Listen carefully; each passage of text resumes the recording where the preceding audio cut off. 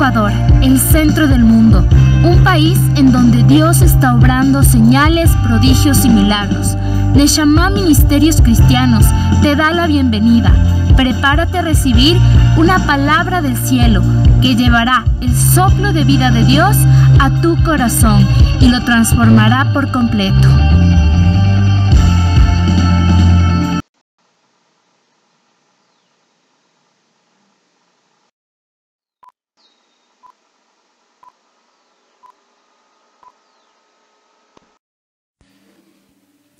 Antes de empezar, yo quiero darles un saludo de bienvenida. Bienvenidos a Neshama Ministerios. Gracias a todos y cada uno de ustedes por estar aquí con nosotros. Los acogemos honrados. Estamos muy contentos de que puedan estar aquí con nosotros. Les agradecemos no solo a ustedes que están aquí en el auditorio, sino a aquellos que están conectados de manera virtual.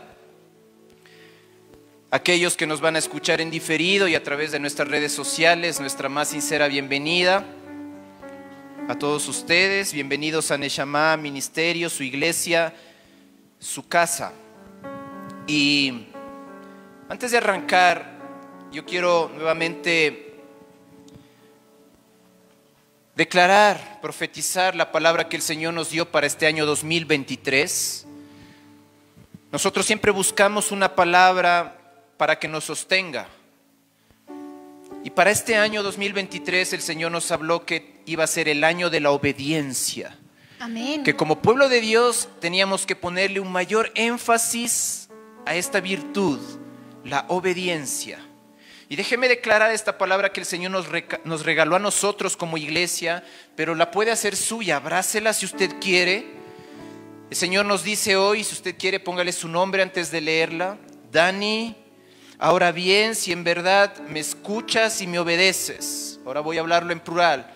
Ahora bien, si en verdad ustedes me escuchan y me obedecen, yo los trataré a ustedes como mi propiedad preferida.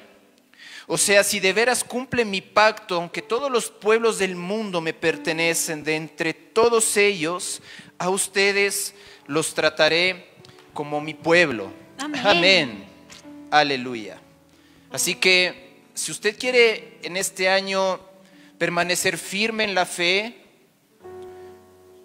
alcanzar bendición, sea obediente. Amén. Amén. Y sin más preámbulo, yo quiero ir a la palabra que el Señor tiene para nosotros en este precioso tiempo. No sé cuántos de nosotros nos hemos sentido solos alguna vez. ¿Usted está conmigo? ¿Usted se ha sentido solo, sola alguna vez? Esta vez solos, de eso vamos a hablar hoy. Esta vez solos. Esta vez solos. Y aunque este título parecería herético, es decir, contrario a lo que dice la Biblia, no lo es, no se asuste. Déjeme que le explique, porque Dios muchas veces obra de maneras diferentes de acuerdo a su soberanía y a su providencia. Pero no se olvide, iglesia, que todo lo que hace Dios, lo hace para nuestro bien. Sobre todo si usted es creyente, sobre todo si usted ha tomado en serio a Dios. Porque no basta solo con decir yo soy cristiano, yo tengo esta religión, pertenezco a este grupo religioso, no. Si usted ha tomado en serio a Dios, entonces todas las cosas le van a ayudar a bien, y todo lo que Dios hace va a ser para su bien y para mi bien. A los que estamos en sus caminos de manera fiel, persistentes. Y escúcheme bien, Neshama, aunque a veces parece que estamos solos, que no sentimos su presencia o que Él no está respondiendo a nuestras oraciones. ¿Cuántos se han sentido así en algún momento? Como que parece que no está, que no sentimos su presencia, como que no está respondiendo a nuestras oraciones, nada más lejos de la realidad. Pues Dios siempre está obrando. Dios siempre está obrando, Dios siempre está pendiente de sus hijos. Usted y yo somos sus hijos. Amén. Y Él está pendiente de nosotros. Él está enseñándonos, siempre está limpiándonos, siempre está procesándonos, corrigiéndonos como un buen padre, está perfeccionándonos, está cumpliendo su voluntad preciosa sobre nuestras vidas. Amén. No se olvide de esto. Y a mí me encanta porque en este tiempo yo estaba en mi devocional leyendo la palabra, y esto lo podemos ver en los discípulos, con los 12 más cercanos a Jesús. Me impacta porque usted sabe la historia, Él mismo los llamó, los educó en los principios del reino, les enseñó muchas cosas, formó en ellos su mismo carácter, les dio su mismo espíritu, su unción. Pero para hacer todo esto, para cumplir este propósito en ellos, los llevó a la universidad de Dios. Así yo le he puesto a este proceso, la universidad de Dios. Los llevó a enfrentarse a ciertas personas peculiares, a situaciones límite. Déjeme que le explique. El Señor lleva a sus 12, los escoge, los unge, les empieza a enseñar y los lleva a enfrentarse a situaciones límite, a personas peculiares, por ejemplo, gente endemoniada. ¿Cuántos de ustedes han leído los evangelios? Se enfrentaron gente endemoniada, gente con enfermedades catastróficas terribles, incurables. Los llevó a enfrentarse a gente muerta. Pero ustedes ven cuál era el resultado, ¿no? Gente muerta, y obró resurrecciones ahí, trajo vida donde había muerte. Los llevó a enfrentarse a necesidades extremas y hasta enfrentamientos a las fuerzas de la naturaleza, como vientos, tormentas, en algunos viajes que ellos realizaron. ¿Recuerdan ustedes? En el Evangelio han leído esto. Amén. Todo esto con el objetivo de convertirlos en instrumentos poderosos en las manos del Padre. Jesús tenía una misión, formar sucesores, dejar un legado, formar su mismo carácter, darles la misma misión con la que vino Jesús, enviado por el Padre. Eso Él tenía como tarea formarlo en otros. Empezó con estos 12, ahora nosotros, usted y yo, somos encargados de tomar esta posta. Todo esto con el objetivo de dejarlos como sucesores suyos en esta tierra para que pudieran seguir replicando lo que Él hizo. Y usted y yo estamos llamados para hacer eso también. Amén. ¿Qué es lo que Él hizo? Mostrar la gloria de Dios, sanar los enfermos, liberar a los cautivos y extender la palabra de Dios, extender el evangelio, las buenas nuevas hasta lo último de la tierra. Amén. Y antes de que vayamos a las escrituras, quiero que entendamos el escenario, el contexto en el que se va a desarrollar esta magnífica historia. Yo ya les había dicho que tengamos adelantado Mateo capítulo 14. Antes de ir ahí, quiero que usted se ubique en el contexto en el que se va a desarrollar esta historia, tal vez para muchos muy conocida, la hemos leído un sinnúmero de veces, pero tal vez no bajo esta perspectiva. Escuche. Jesús les enseña a sus discípulos unos cuantos principios espirituales que les iban a servir para toda su vida y que también nos van a servir a todos nosotros. Y el contexto es este, escuche. Jesús les estaba enseñando a sus discípulos sobre autoridad, sobre liderazgo, es decir, los estaba llevando a pasar de una etapa a otra en su vida. Los estaba llevando de pasar de una etapa a otra en su vida de fe, de ser niños espirituales a ser adultos maduros espiritualmente. Los estaba llevando a otra etapa, como dice 1 Corintios capítulo 3, en los 3 primeros versículos. Los estaba llevando de ser niños a ser maduros espiritualmente. Y entonces Jesús los lleva con Él en una barca, en un viaje, y los hace enfrentar a una tempestad. Por eso yo les había dicho la universidad de Dios. Él empieza a llevar a sus discípulos a enfrentarse a pruebas, les empieza a tomar la lección, les empieza a poner exámenes para llevarlos a ese nuevo nivel de fe, y los lleva a enfrentar a una tempestad. Y a pesar de que Jesús mismo iba con ellos en la barca, Eso usted lo puede leer en Mateo capítulo 8, en los versículos del 23 al 27. Los lleva a enfrentarse a las fuerzas de la naturaleza. Jesús iba con ellos en la barca y sus discípulos no pasaron el examen, no sacaron una buena nota en aquella lección, por decirlo así. En aquel examen de fe, aquel examen de fe fue reprobado por los discípulos de Jesús.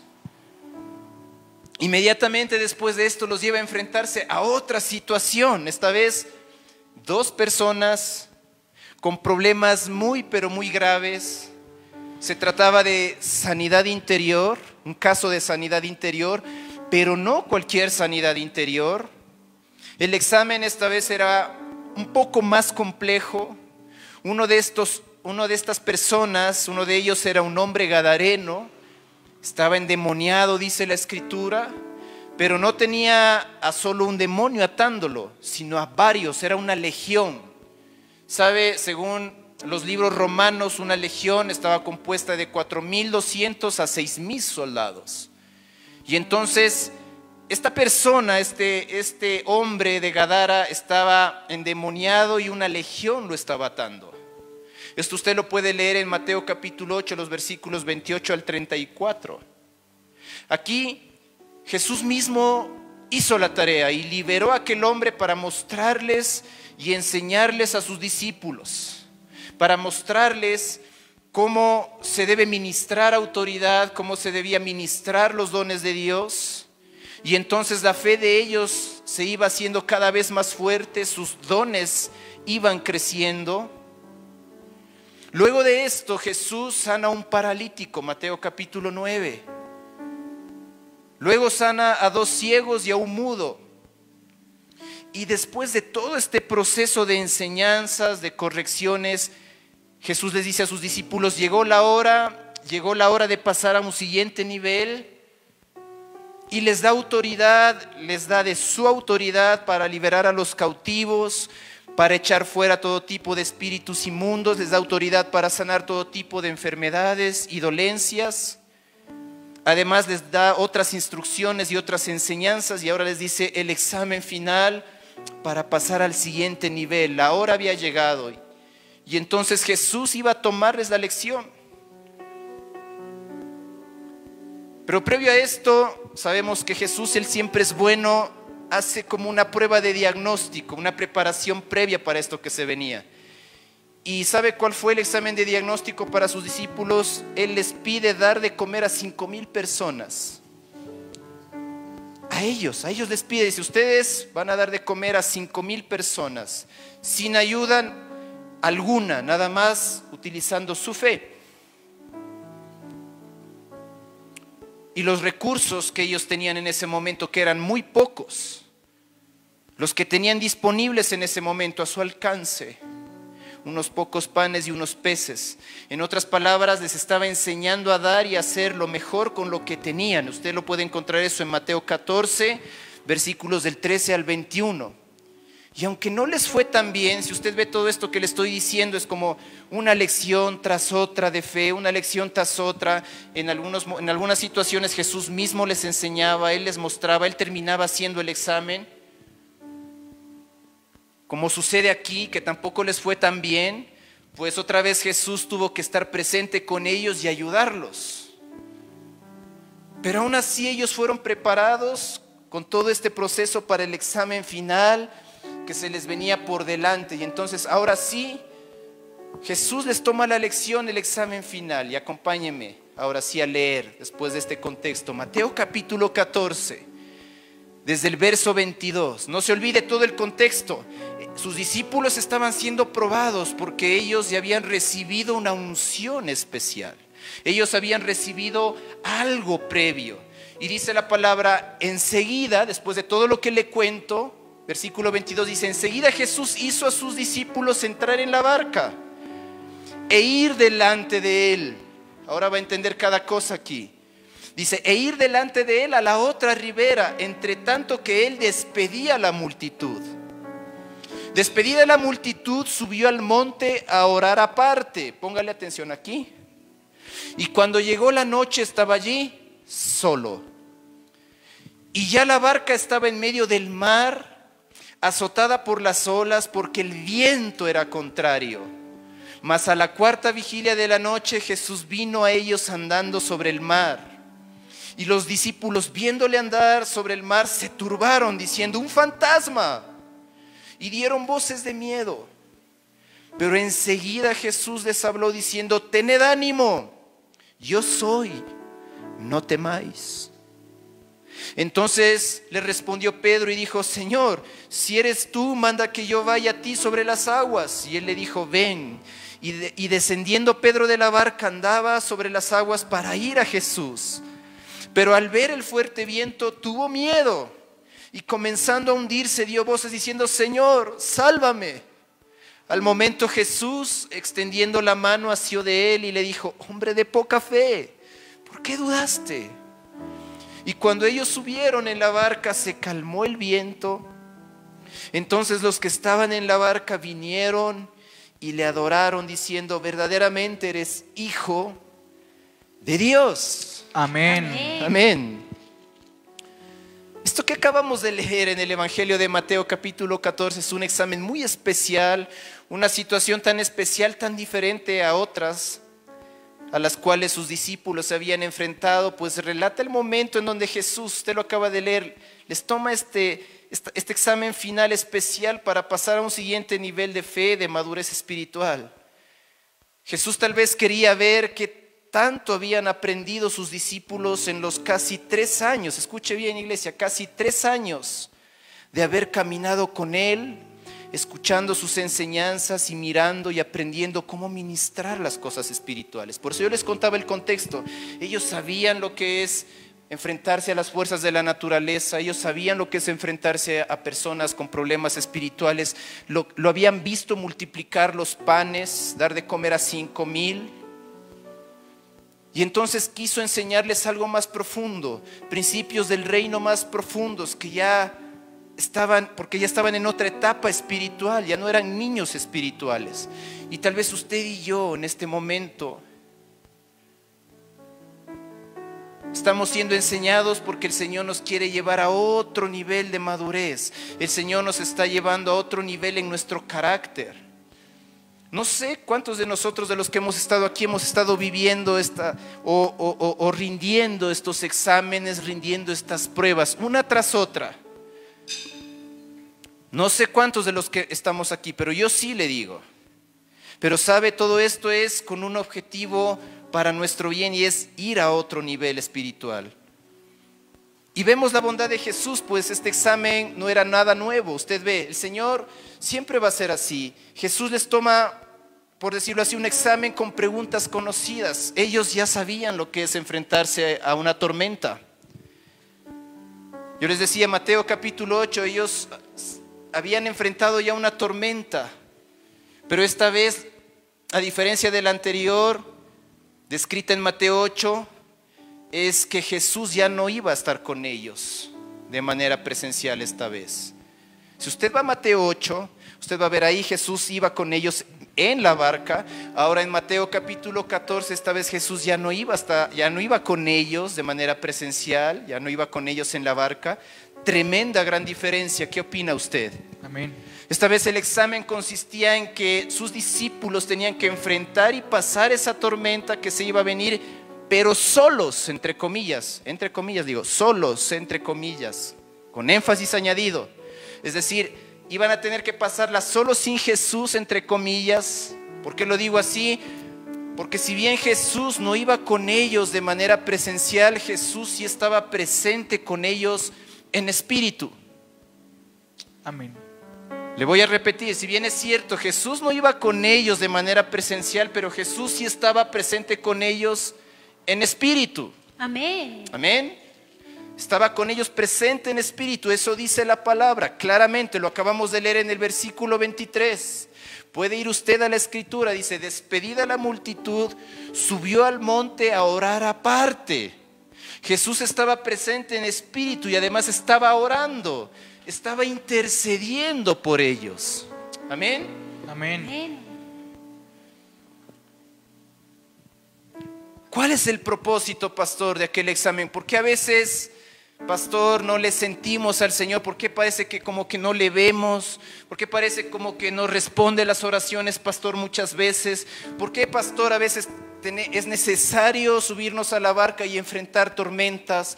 ¿Por qué es necesaria una vida con problemas, con tormentas? No sé cuál sea su tormenta. ¿Cuál es el propósito de estos exámenes? Y lo que yo creo que Jesús quería que sus discípulos aprendieran y que nosotros debemos aprender también para ir a un siguiente nivel de fe y de madurez espiritual es lo siguiente. Yo lo quiero resumir en 3 cosas.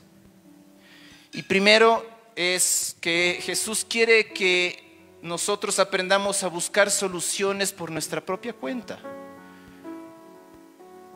Es decir, a buscar la palabra, su propia palabra rema, a encontrar la respuesta, la salida para sus vidas.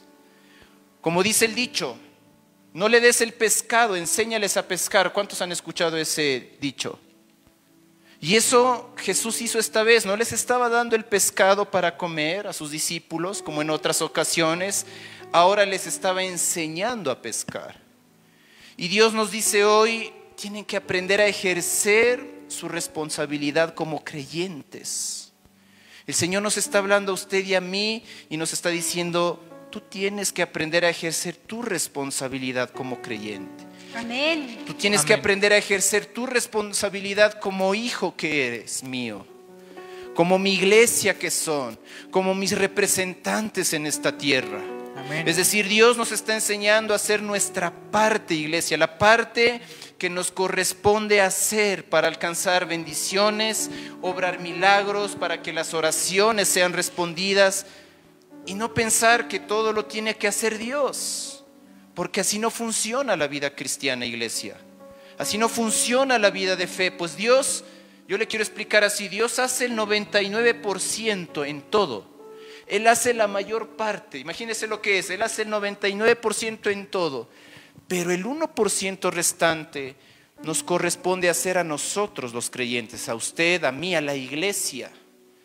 Así que aprendamos y tomemos la responsabilidad de hacer nuestra parte. Muchos estamos como los discípulos, esperamos que Jesús otra vez haga el milagro, que Jesús otra vez esté ahí, calme la tormenta, y queremos sentir a Jesús para estar seguros, pero esta vez dice Jesús, no. Si usted va a las Escrituras, dice, es clara la palabra, me gusta mucho esto, dice, les pidió que fuesen delante de Él. Él les dice, bueno, antes ustedes me seguían, ustedes iban tras de mí, ahora va a ser diferente. Ustedes sigan y yo voy tras de ustedes, tranquilos. Ustedes van a ir adelante ahora. Cambió la dinámica. Era un momento de llegar a otro nivel. Era el momento de que sus discípulos tenían que aprender a tomar la responsabilidad y hacer su parte, porque ellos habían caminado 3 años junto a Jesús. Mi pregunta es, ¿cuánto tiempo usted lleva conociendo de Dios? No le estoy diciendo yo cuánto tiempo usted lleva en tal religión. Mi pregunta es, ¿cuánto usted lleva en su vida de fe? Es decir, como creyente en Dios, el Dios de la Biblia, Jesús, que nació de la Virgen María, Jesús, el Hijo, el Espíritu Santo y el Padre, la Trinidad. ¿Cuántos de nosotros llevamos tal vez toda nuestra vida siendo creyentes, pero nunca hemos aprendido a buscar soluciones por nuestra propia cuenta? Hemos esperado que todo lo haga Dios. Ni siquiera hemos aprendido a buscar en las Escrituras una respuesta para nuestras situaciones. No sé si a usted le ha pasado, yo lo he vivido como pastor y no me entienda mal, pero viene y dice, pastor, usted, el Señor lo escucha más. Usted está más cerca de Dios. ¿Puede orar por mi hijo que está enfermo? ¿O puede orar por mi trabajo? Y yo oro con gusto. Pero ¿cuántos de nosotros en esa situación de trabajo que usted necesita o de sanidad, usted se arrodilla en su cuarto, que aunque tal vez Jesús no está ahí, no lo ve con sus ojos físicos, pero usted sabe que Él está ahí, y usted se arrodilla, abre las Escrituras y dice, Señor, dame una palabra. Dame una palabra. Oh Señor, dime qué debo hacer porque siento miedo. Oh Señor, dime qué hacer porque me siento solo. No sé qué hacer, me siento confundido. ¿Cuántos de ustedes han hecho eso?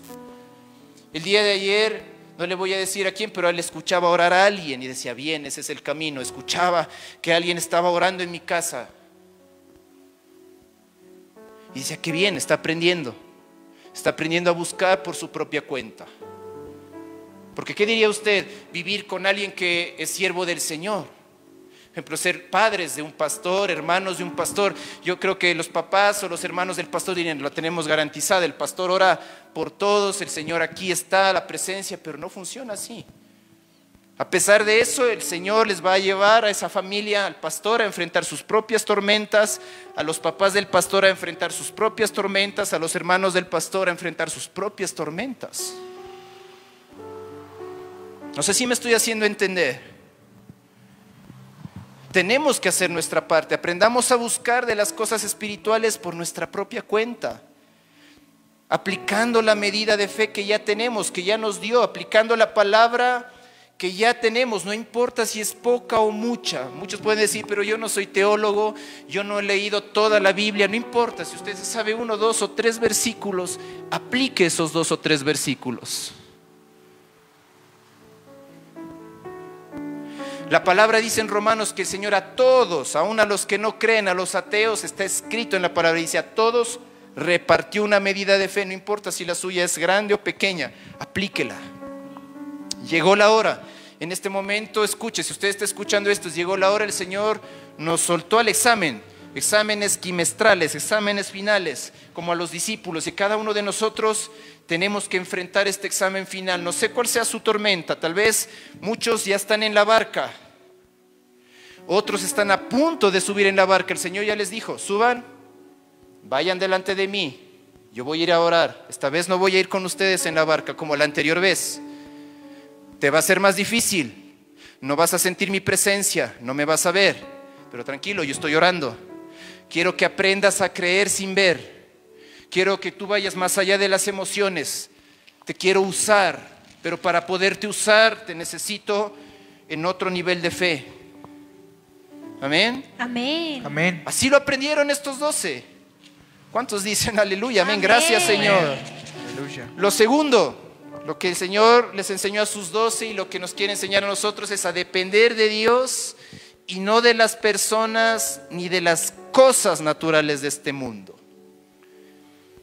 El segundo principio clave poderoso que Jesús quiso enseñarles a sus discípulos era no depender de las leyes naturales de este mundo, sino a vivir por fe,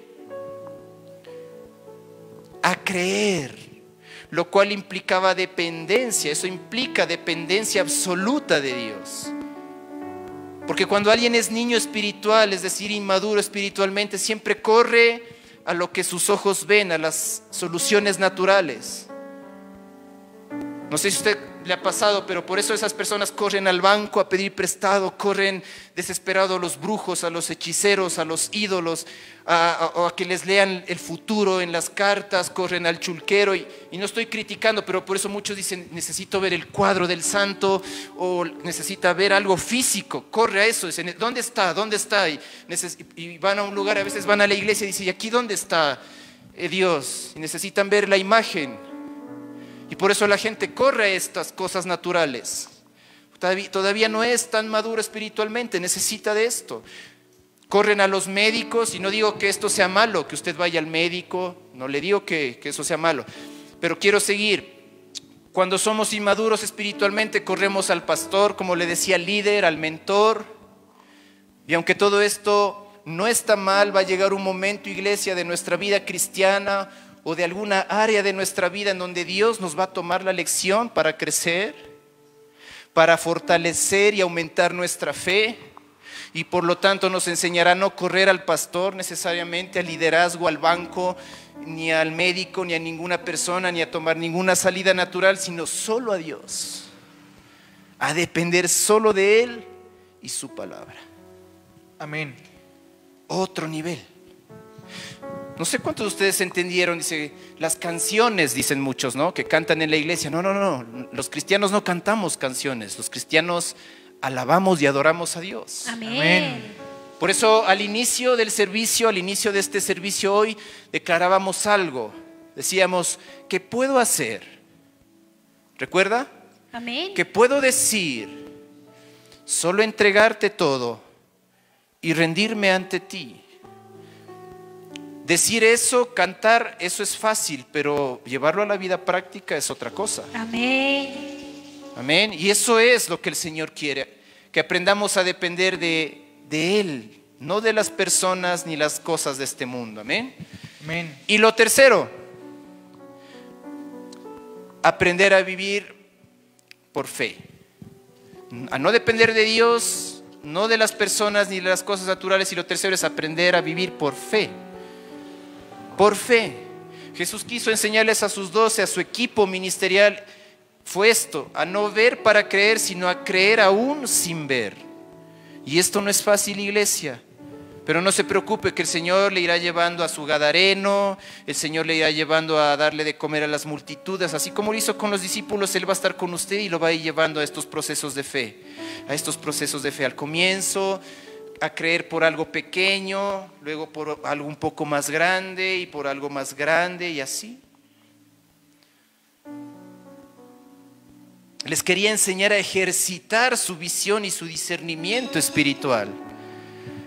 Esto iba a ser clave para desarrollar sus ministerios. Esto iba a ser clave para el ministerio de sus discípulos.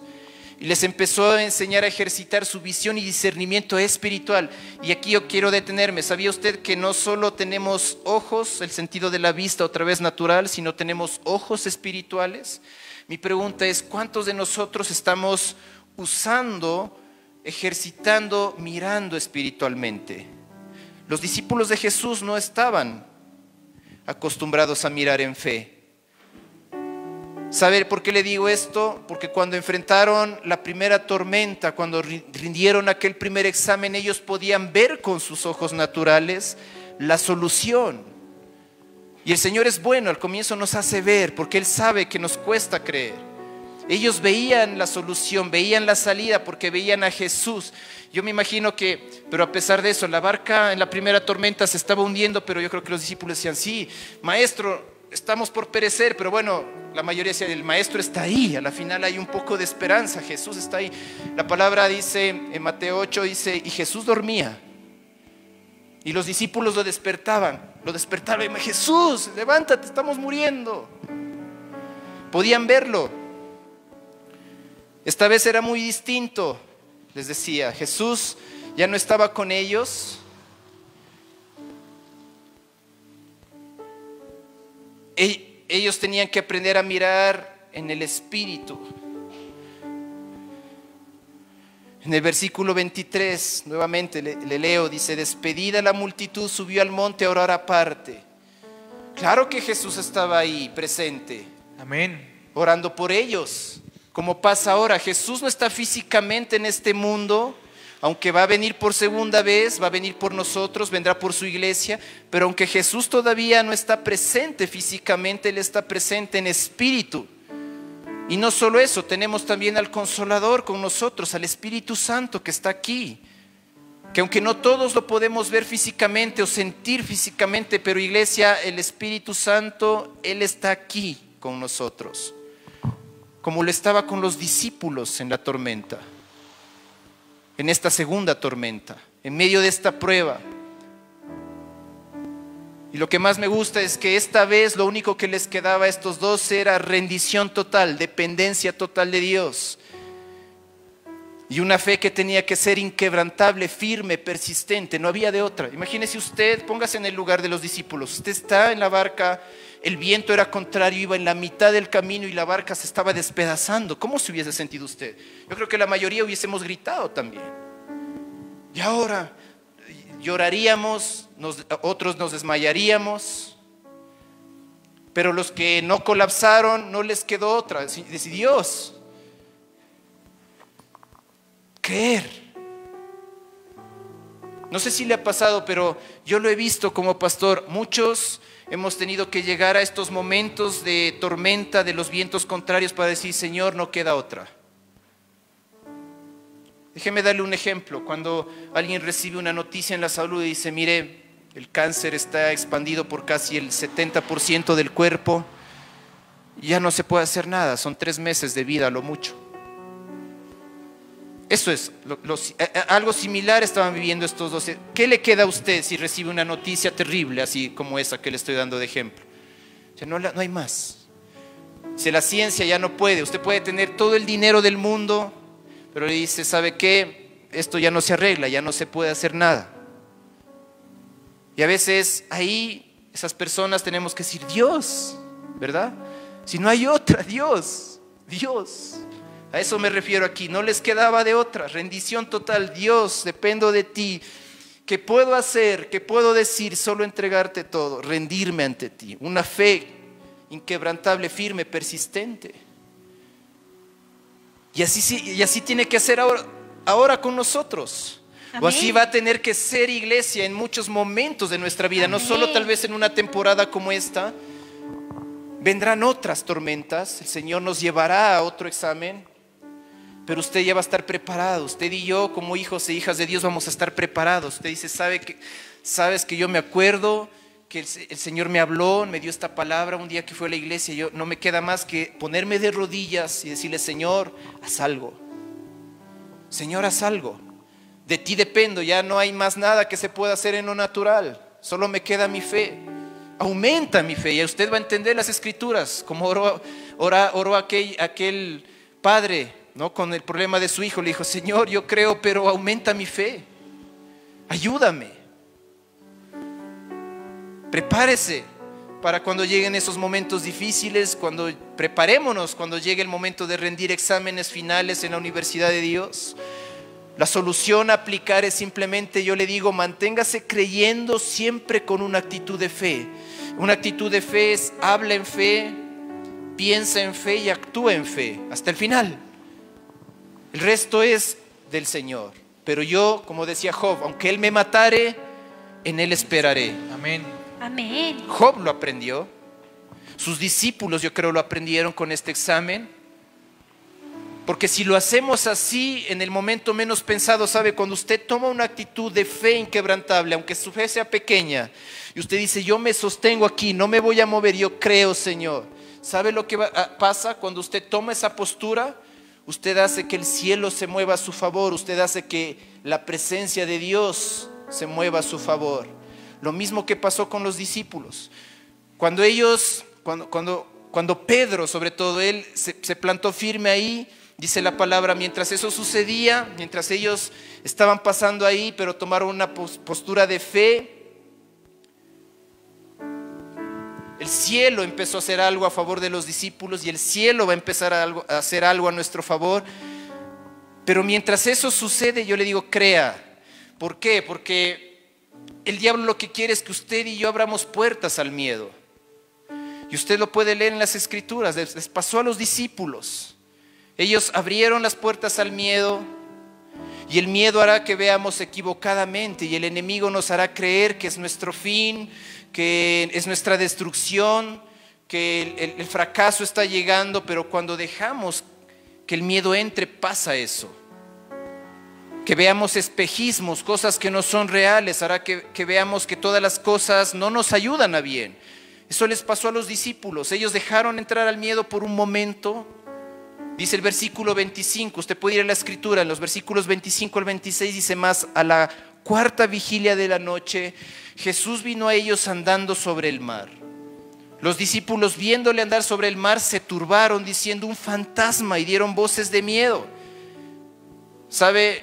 Aquí todo lo que está escrito tiene un sentido, dice la cuarta vigilia, no sé si usted lo sabía, pero la cuarta vigilia comprende desde las 3 a las 6 de la mañana, son 3 horas. Es decir, va a haber momentos o temporadas, instantes en donde van a ser los más oscuros, donde parece que no está el Señor ahí. Parece que vamos a estar solamente ahí en el problema nosotros y nadie más. Esta vez solos diremos. Va a haber momentos ahí. Para los discípulos 3 horas aproximadamente. Y sí, ellos dejaron entrar el miedo. Habrá momentos, temporadas, espacios de tiempo en donde parecería que Jesús no está, que su presencia no está con nosotros.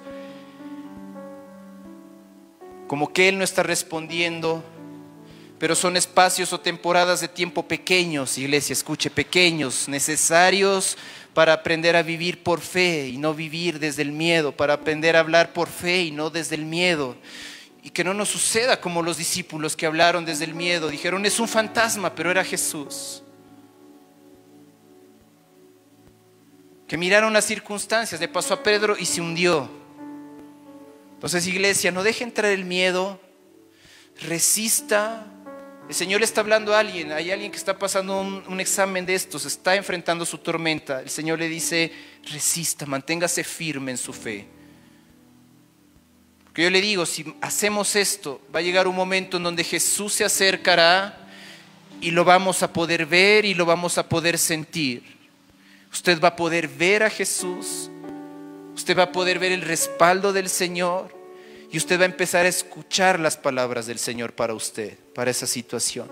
Usted va a empezar a escuchar lo que está escrito en el versículo 27. Jesús habló diciendo, tened ánimo, yo soy, no temáis. Amén. Yo quiero profetizar estas palabras para la iglesia hoy y para todos que están escuchando este mensaje. La palabra para ustedes, tened ánimo, yo soy, no temáis, te dice el Señor. Amén. Amén. Tened ánimo, yo soy, no temáis. Tened ánimo, yo soy, no temáis. Amén. Amén. Gloria a Dios. Tened ánimo, yo soy, no temáis. Amén, Señor. Amén. Es tiempo de vivir por fe en el nombre de Jesús. Amén. Iglesia, sigamos al Señor con convicción firme hasta el final, porque no estamos solos, porque jamás estaremos solos. En el nombre de Jesús. Amén. Amén. Amén. Póngase de pie, vamos a orar. Póngase de pie, vamos a orar.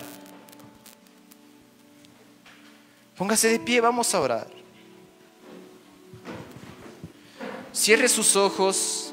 El Señor está aquí de una manera especial. Yo solo le puedo decir, la presencia de Dios es tan fuerte aquí. Yo no la había sentido de esta forma en otros servicios. Y yo sé que Él está así por usted. Cierre sus ojos, solo dele este par de minutos para hacer oración. Cierre sus ojos. Padre, gracias por amarnos, por cuidar de nosotros, por estar pendiente de nosotros. Hoy sabemos que somos tus hijos y que tú nos cuidas.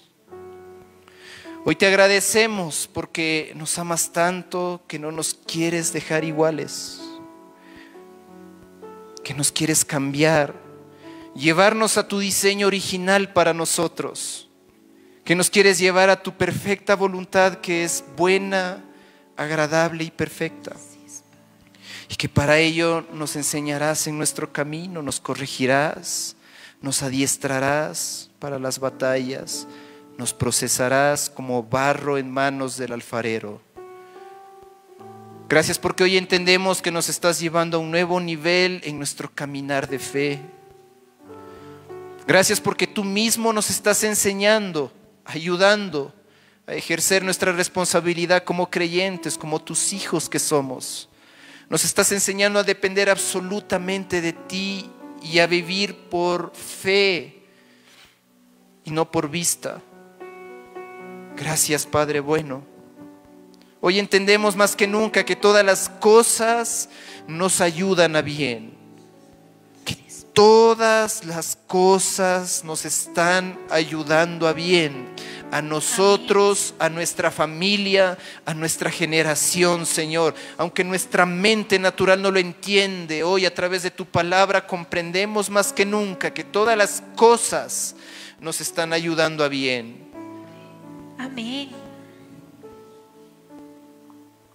Y hoy quiero hacer esta oración especial. Hoy aprendemos a amar nuestro proceso. Ahí donde usted está, declare con sus propias palabras, dígale: Señor, amo mi proceso.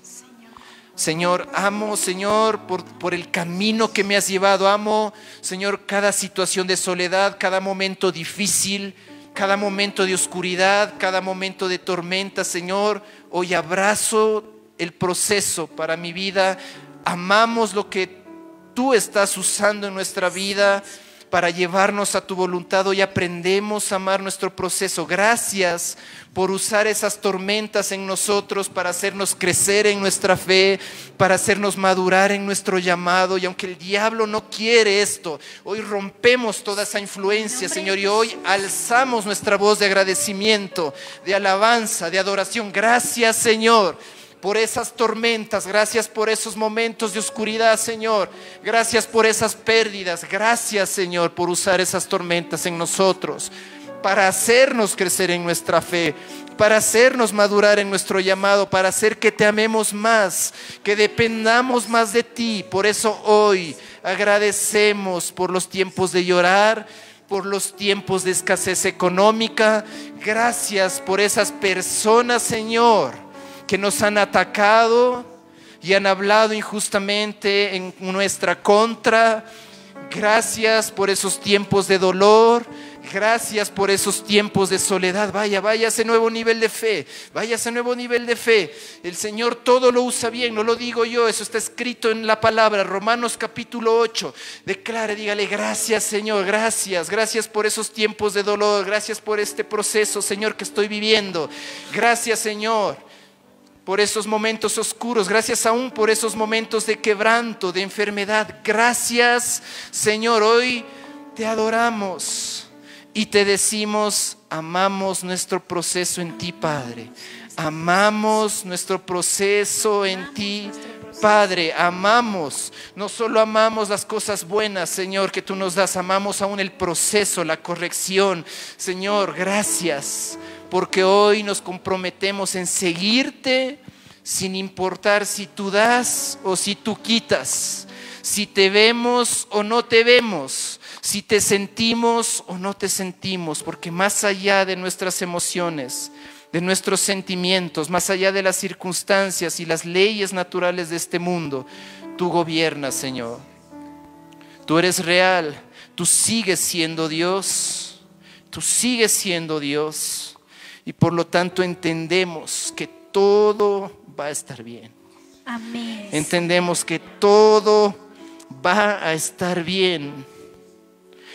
Y hoy escuchamos más que nunca tus palabras dulces, llenas de amor, que nos animan. Hoy escuchamos claramente tu voz, buen pastor, que nos vuelve a decir: tened ánimo, yo soy, no temáis. Amén. Tened ánimo, yo soy, no temáis. Cierre sus ojos. Usted va a escuchar la voz del Espíritu Santo que le dice estas palabras, que le declara la Escritura: tened ánimo, ten ánimo, hijo, ten ánimo, hija, yo soy, no temáis. Yo estoy en medio de esto, yo estoy aquí en medio de esto, soy yo, tened ánimo, soy yo, no temáis.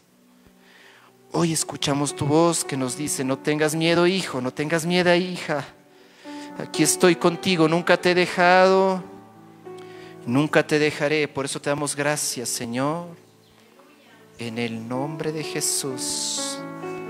Amén. En el nombre de Jesús, en el nombre de Jesús.